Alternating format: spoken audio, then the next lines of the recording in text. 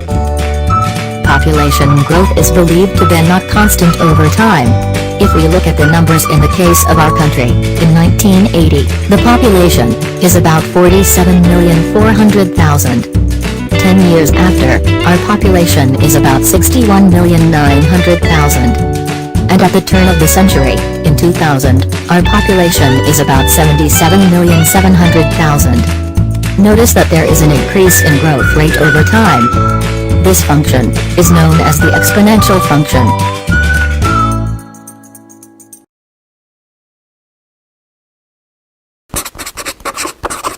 Exponential function is a function defined by f of x equals a times b raised to the power of p of x plus h, where a, b, and h are all real numbers. A is not equal to 0. B is greater than 0. And p of x is a polynomial in x.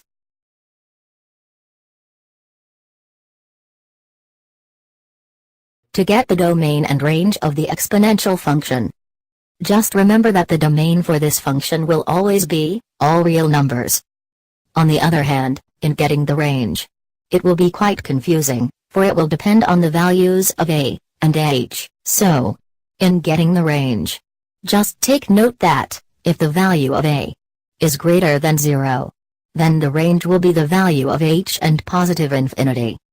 But, if the value of a is less than 0, therefore the range will be negative infinity and the value of h.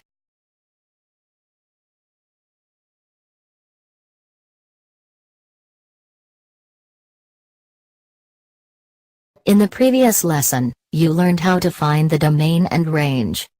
To graph an exponential function, first, take a look at the properties of the function. In that case, it will be easier for you to determine the values. After that, you are going to make a table of values.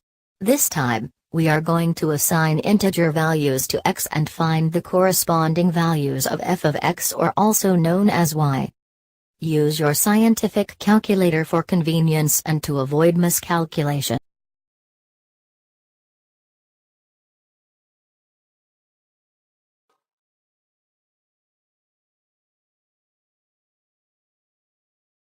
To sketch the graph of an exponential function, first, find the domain and range. Second, find the horizontal asymptote. Lastly, plot at least 2 points in the graph. Use the results you got earlier while making the table of values.